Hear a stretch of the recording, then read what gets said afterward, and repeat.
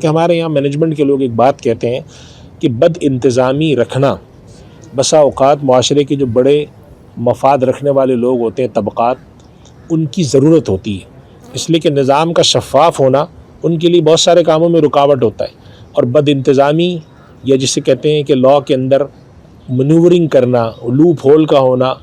اور loose structure کا ہونا، یہ فائدہ دینے والا ہوتا ہے ان کو۔ تو ہمارے معاشرے کے جو بالادست طبقات ہیں وہ اس نظام کو ایسا ڈھیلا ڈھالا مریل سا رکھنا میں ان کا فائدہ یہ ہے کہ وہ اس موم کی ناک بنا کے ادھر ادھر موڑتے رہتے ہیں۔ نظام ایسا ہونا چاہیے، اس طرح کا ہونا چاہیے کہ جس کے اندر ہمارا دین یہ تلقین کرتا ہے کہ ایک خلیفہ وقت، بلکہ خود اللہ کے نبی صلی اللہ علیہ وسلم کا واقعہ آتا ہے کہ آپ نے جب جہاد کے لیے صفیں ٹھیک کرتے وقت ایک صحابی کے پیٹ میں جو ذرا سا صف سے نکلے ہوئے تھے، اپنی چھڑی سے صرف یوں کیا تھا، ایک ٹوکا دیا تھا کہ بھئی سیدھے ہو، تو انہوں نے فوراً عرض کیا تھا کہ یا رسول اللہ، آپ نے میرے پیٹ میں چھڑی چبوئی، آپ مجھے اس کا بدلہ دیں۔ تو آپ صلی اللہ علیہ وسلم، حالانکہ آپ نبی بھی تھے اور کمانڈر بھی تھے، آپ کہہ سکتے تھے کہ تم صف سے ایک تو باہر نکلے ہوئے ہو اور تم اس طرح کی بات کرو، مگر آپ نے اپنے بطن مبارک سے کپڑا ہٹایا تو وہ چمٹ گیا۔ انہوں نے کہا یا رسول اللہ، پتہ نہیں کہ زندگی میں دوبارہ موقع نہ ملے، لیکن ان کو یہ یقین تھا کہ اگر میں یہ جملہ بولوں گا کہ اللہ کے نبی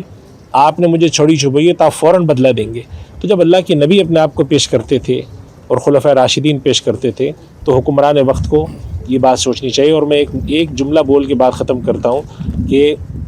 حضرت عمر ابن عبدالعزیز رحمۃ اللہ علیہ کو ان کے خادم نے دیکھا ایک دن رات کو بیٹھے ہوئے رو رہے ہیں، تو انہوں نے کہا امیر المومنین، آپ نے پورے اپنے روئے زمین پر انصاف پھیلا دیا ہے اور آپ کسی کے ساتھ ناانصافی نہیں کرتے، اور آپ کا یہ اللہ نے اتنی طاقت دی، آپ سے کوئی پوچھنے والا نہیں، آپ کس چیز سے ڈرتے ہیں؟ تو کہنے لگے اسی سے تو ڈرتا ہوں، مجھ سے کوئی پوچھنے والا نہیں دنیا میں،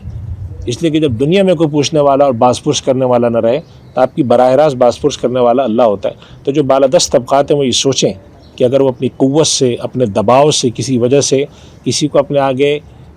کھڑے ہونے کا موقع نہیں دیتے یا باز پرس کا موقع نہیں دیتے، تو یہ ان کے لیے کوئی نعمت نہیں ہے، یہ ان کے لیے زحمت ہے، اور زحمتوں کی زحمت ہے جو جمع ہو رہی ہے ایسے دن کے لیے جس کے بارے میں اللہ تعالیٰ فرماتے ہیں لیوم لا ریب فیہ۔ تو اس کے بارے میں ہمیں یقین رکھنا چاہیے اور بحیثیت مسلمان زیادہ یقین ہونا چاہیے۔